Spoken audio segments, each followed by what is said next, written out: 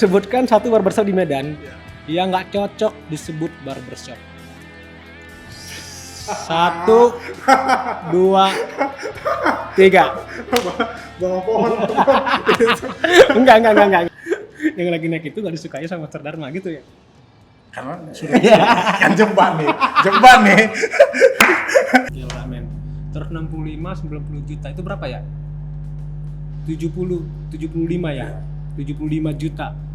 Jadi sekali pangkas 75 juta. Ya, tapi nggak one tip juga. Oh, nggak gitu ya, tadi gitu ya. Jangan kamu ajari Tuhan, cara Tuhan memberi rezeki kepada kamu gitu.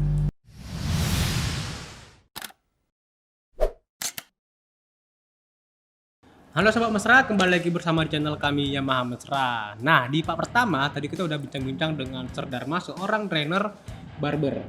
Nah, kali ini kita lanjut lagi tanya-tanyanya. Ini mungkin pertanyaannya itu ada nanti pertanyaan dari followers atau Sobat Mesra di Instagram Yamaha Mesra. Tapi sebelum kita mau mulai nih, Sir. Ya, siap. Ya, kita mau main jawab cepat aja, nggak gitu banyak kok. Oh, ini biasanya pertanyaan menjebak nih. Ya tergantung narasumbernya sendiri sih. Oh, iya. Merasa terjebak atau enggak. Iya. Kayaknya kalau dari saya enggak merasa menjebak lah. Oke. Biasa. Oke. Nanti di pertanyaan ini saya kasih 2 opsi. Pilih salah satu Oh, ya. dan alasannya apa. Oke. Tapi untuk pertanyaan pertama adalah udah siap ya? Siap. Sebutkan satu barbershop di Medan. Billionaire Habit lah. Bukan itu. Itu Billionaire Habit mantap. Sebutkan satu barbershop di Medan Ya. yang nggak cocok disebut barbershop. 1, 2, 3. Bawa pohon. Enggak. Barbershop yang nggak cocok disebut barber. Itu Loh, susah itu, Bro. Itu mana tahu saya. Begitu nggak menjebak itu.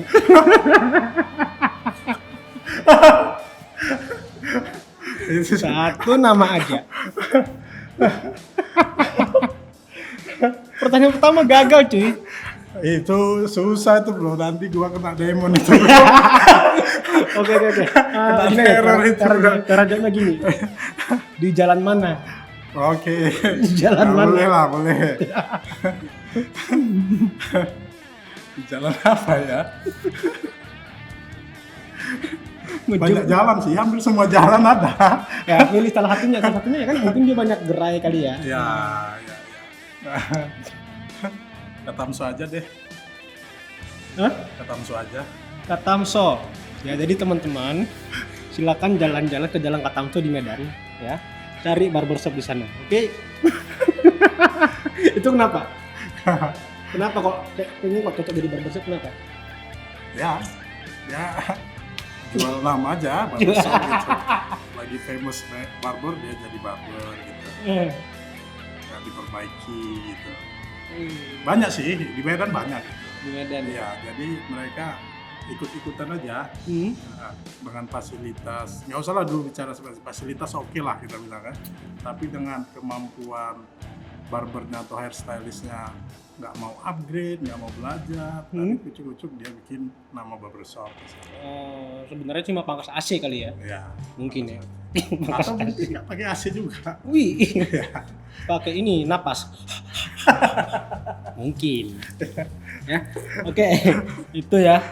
Yang pertanyaan pertama. Udah gemper duluan dia. Kayaknya nggak segemper-gemper itu lah. Itu susah itu, Bro. Itu membunuh itu. Oke, yang nomor 2. Pertanyaan Tanganmu kedua. membunuhku. Customer banyak maunya atau customer yang sok tahu? Sok tahu lebih asik sih. Sok tahu lebih asik. Iya. Karena gampang bulinya. Yang paling dibenci berarti customer yang Ya mau. banyak maunya. Kenapa? Karena dua-duanya nggak disuka juga. Kalau sok tahu ini gampang kita ngebully dia. Iya. Sorry enggak, itu canda ya, canda. Tapi biasanya kalau yang sok tahu itu dia lebih apa sih? Lebih menerima saran. Gitu. Dia kan sok tahu, padahal yang dia tahu itu nggak bener juga gitu kan. Tapi kan saat kita kasih tahu, kita ini gini loh bang apa, oh iya, dia Iya, iya. tapi kalau banyak maunya ini ya susah juga dia. Udah dipangkas pendek gini, lain kok botak. Benar. Tuh, mampus panik tuh. Iya, Iya. sering gitu. Pernah? Oh sering.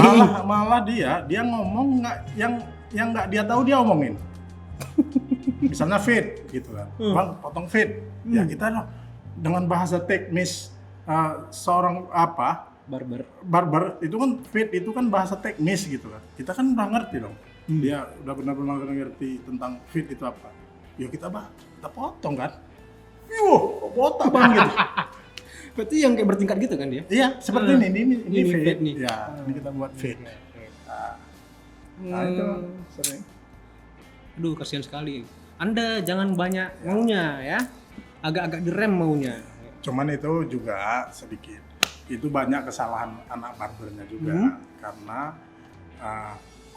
sesi konsultasi dengan customer itu sering dilewati. Langsung tanya maunya apa? Oh ini, udah langsung gitu ya bikin. Iya. Nggak dijelasin dulu kan kita harus customer itu kan harus kita edukasi juga gitu. Ada sesi konsultasinya. Ini loh bang, dia ngomong fit gitu kan. Fit itu gini potongannya. Bila perlu kita kasih katalog gitu. Jadi dia benar-benar fix ngerti apa yang dia minta gitu. Jadi ya customer sama barber ini harus tahu yang bagian ininya. Ya. Oke. Pertanyaan berikutnya. Lebih bagus ukur pakai sisir Ya. atau pakai jari? 1, 2, 3. Sisir Sisir untuk potongan pendek. untuk potongan pendek. Ya, jadi memang itu penggunaannya ada masing-masing. Oh, ada masing-masing. Ya. Ya. Biasanya kalau untuk potongan pendek itu paling asik pakai sisir. Kalau di barber ini kayaknya Bang Salmon ini ngerti dunia barber juga nih. Hampir lah. Ya. Hampir. Itu namanya clipper over comb. Itu biasa untuk pengguntingan di bagian samping. Kalau clip hand dengan menggunakan jari itu bagian atas. Apa kelebihannya? Clip hand ini hasil potongannya lebih natural. Oh, begitu. Dengan clipper hasilnya lebih detail. Jadi memang untuk ada kegunaannya masing-masing lah. Soalnya pernah dengar ya dalam di dunia barber, ya pernah punya teman beberapa barber gitu.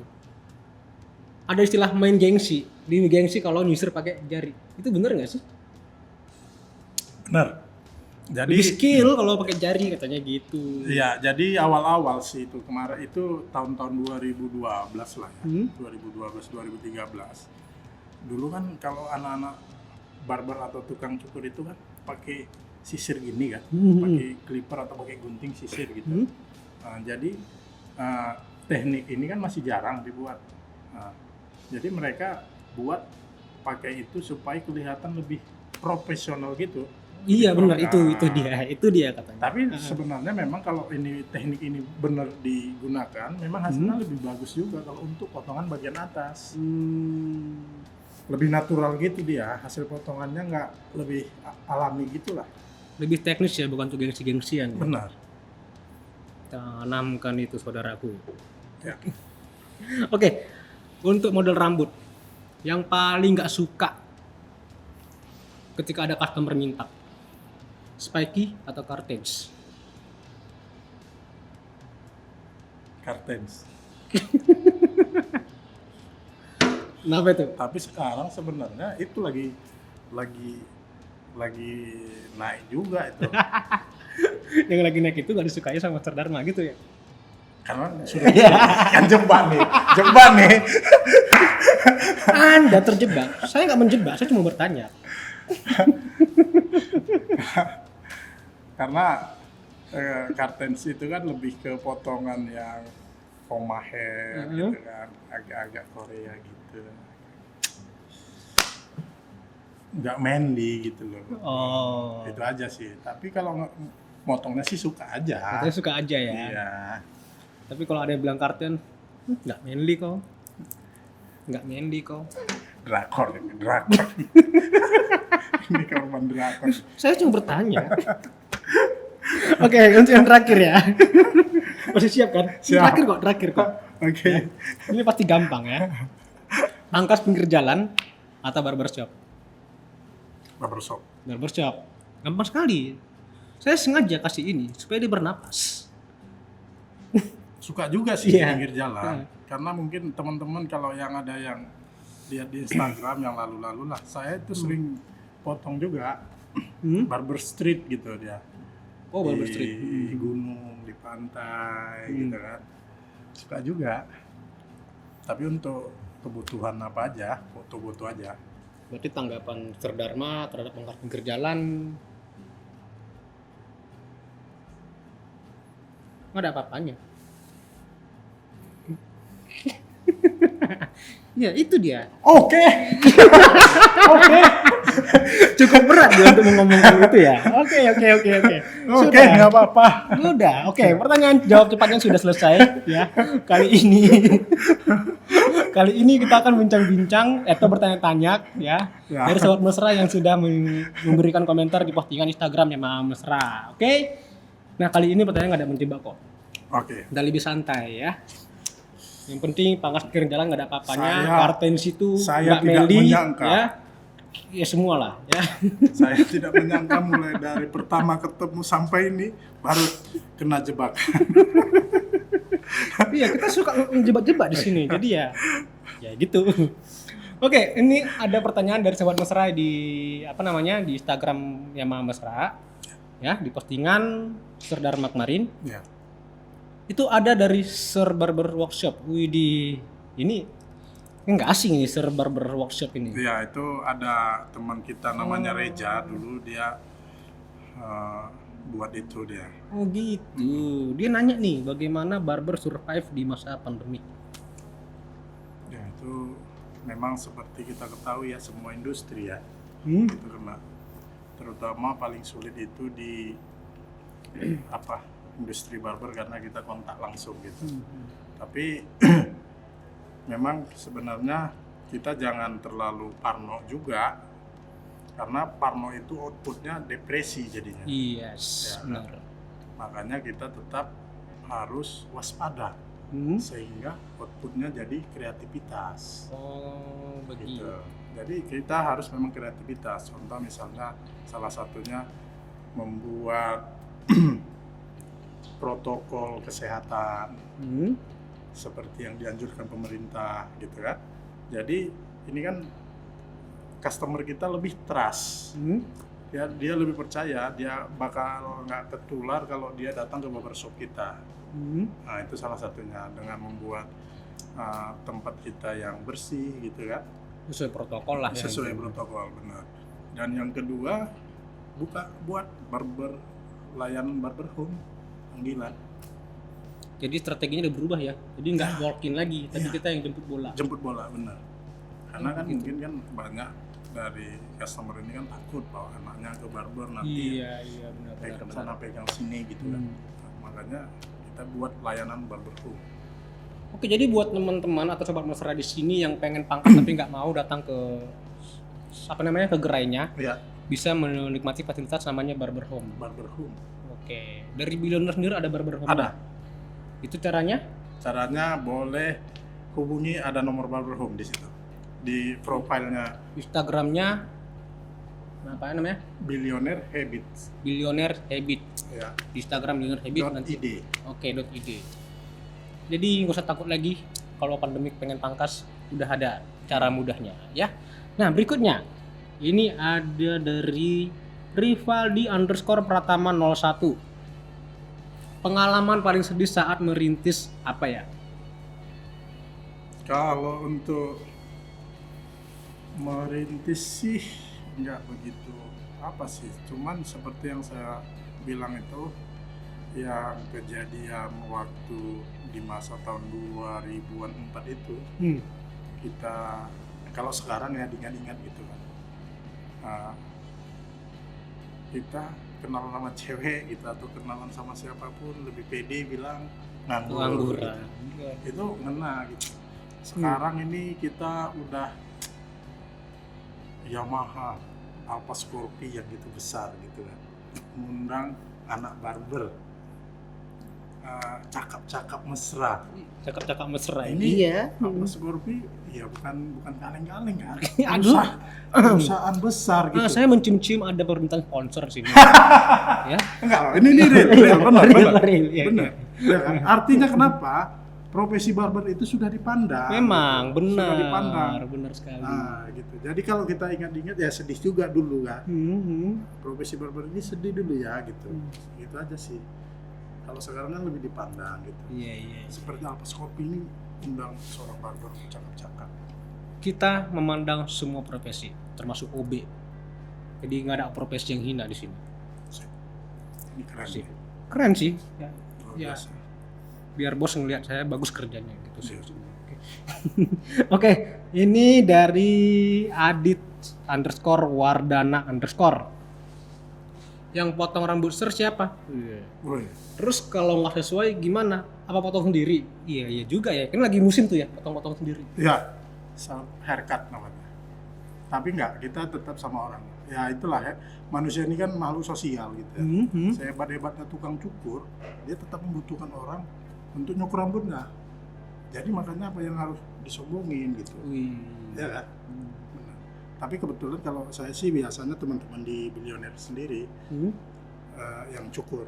Kadang juga ke barber tempat teman yang lain ada. Sering juga. Ya enggak begitu apa sih. Berarti yang mangkat itu orang yang diajarin dulu kan? Ya benar. Murid-murid dulu lah. Enaknya itu pasti gratis. Oh iya. Oh iya, Malah jelas kita dong. kalau datang dikasih kopi, Iya. dicukur gitu kan. Itu enak jadi guru ini. Emang nggak bisa kaya bro, tapi selamat lah. Selamatlah di dunia akhirat ya, gitulah ceritanya ya. Iya, iya. Nah ini berikutnya ada pertanyaan dari Ruri Ardianto Siregar. Awal-awal menjadi barber itu dari mana Sir? Itu udah ceritakan tadi Iya, ya, tadi pertama ya, tahun ya. 97 ya. Ya. Itu ada di video part pertama. Oke. Nah ini ada lagi dari Nirwana 1020. Oh, iya. Bagaimana cara menghadapi pelanggan yang merasa tidak puas dengan hasil pangkasan yang dia inginkan? Tapi memang sebenarnya sering saya bilang ke anak-anak, manajemen komplain, mengatasi komplain yang paling baik itu adalah saat sebelum terjadi komplain. Ya kan? Contoh sebelum komplain, kita harus memberikan penjelasan dulu. Itu tadi sesi konsultasi. Kalau saya cukur ini, tetap saya buat sesi konsultasinya. Bapak mau atau abang atau apalah, mau potong seperti apa? Mau seperti ini. Kita kasih rekomen, ya kan? Contoh misalnya wajah bapak ini round shape loh, bentuknya bulat. Kalau kita potong terlalu rendah, misalnya fitnya, wajah bapak terlalu bulat. Makanya kita buat datar aja supaya efeknya wajahnya lebih tirus. Contoh misalnya seperti itu. Nah itu kan sebelum terjadi komplain, dia kan sudah paham dulu. Iya. Dia nggak bakalan komplain lagi gitu. Kan udah dibilang dari awal. Ya, Gitu ya. benar. Bukan nggak gitu juga lah. Ya aku netizen.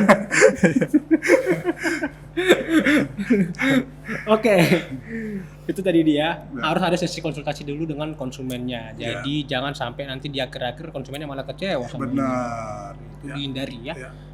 Oke, ini berikutnya ada pertanyaan dari Ibnu.Nugraha A.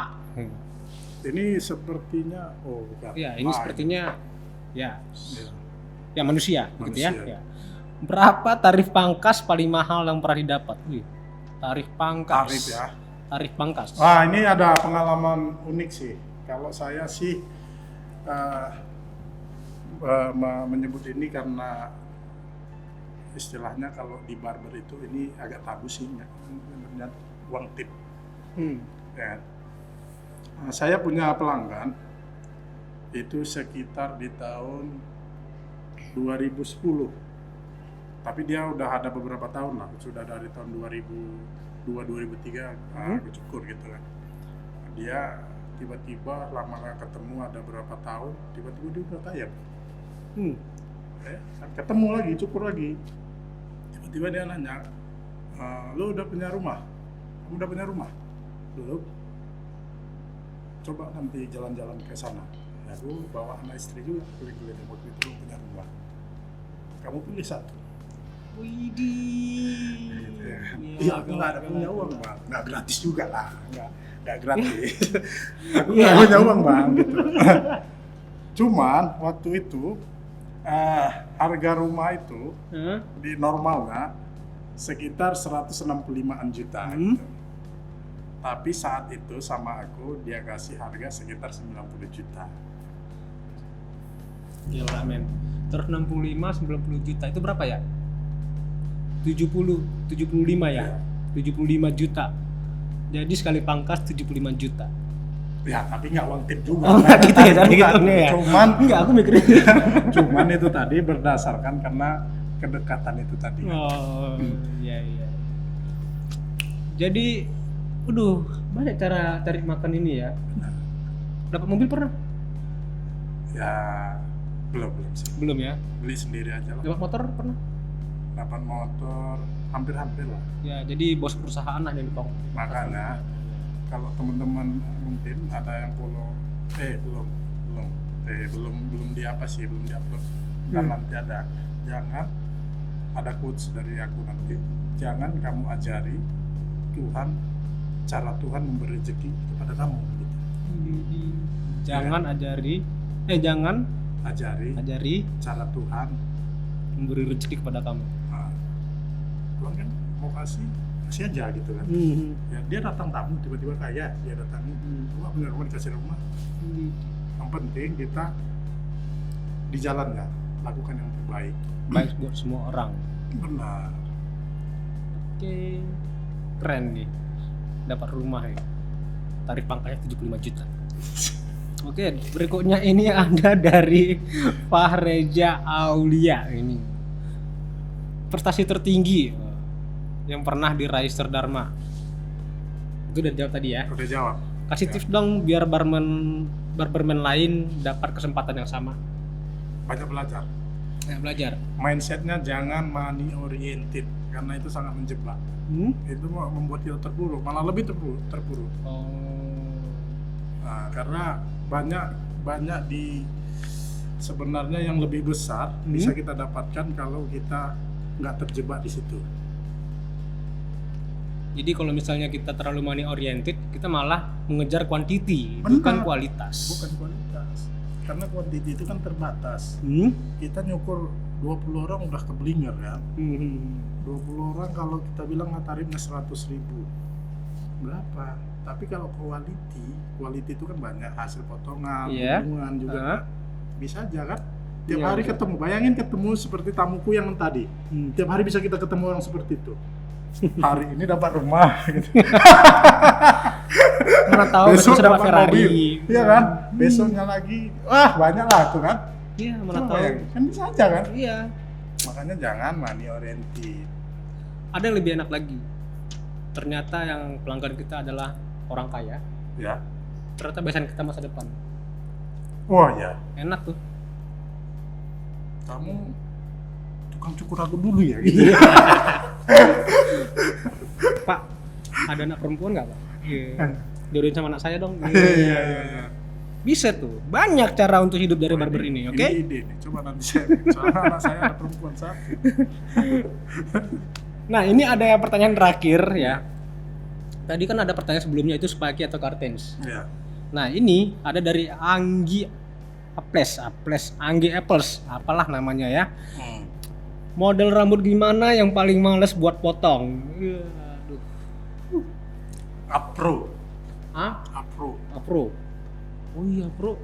Ya, Di mana ada Afro? kadang kan ada orang-orang Afrika itu kadang kan ada yang datang gitu kan. Wah itu susah bro. Itu sisirnya besi bro. Sisir kawat bro. Keriting-keriting Iya. parah ya. Ya, itu susah tuh.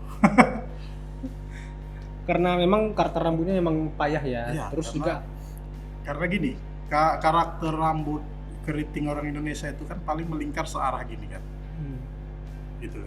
Kalau karakter Afro ini melingkar gini, balik gini dia. Berbalik arah gitu. Jadi itu stylenya paling susah tuh. iya, Motongnya pun iya, susah. iya. Nggak bisa rapi gitu. Harus benar-benar pendek gitu. Itu makanya dibuat fit sering. Berarti ada kemungkinan kalau ada yang mau pangkas afro, ya usah. Nggak juga lah. Enggak gitu ya. Enggak gitu. Atau gundul aja Ya, gitu. paling gitu. Gitu. Oke, itu dia bincang-bincang kita dengan Oke, Sir Dharma ya. Tadi yang seperti di part pertama saya udah ada bilang kalau misalnya di akhir episode ini akan ada kuis.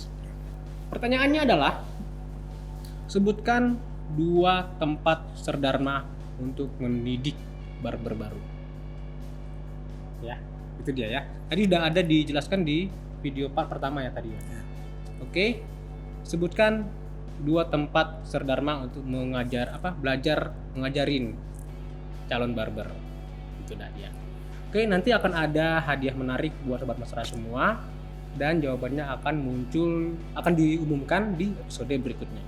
Oke, itu aja bincang-bincang dengan Sir Dharma hari ini. Terima kasih Sir Dharma. Siap. Semoga Bang Salman telah undang saya di acara ini. tapi sumpah ini pangkasannya keren sih.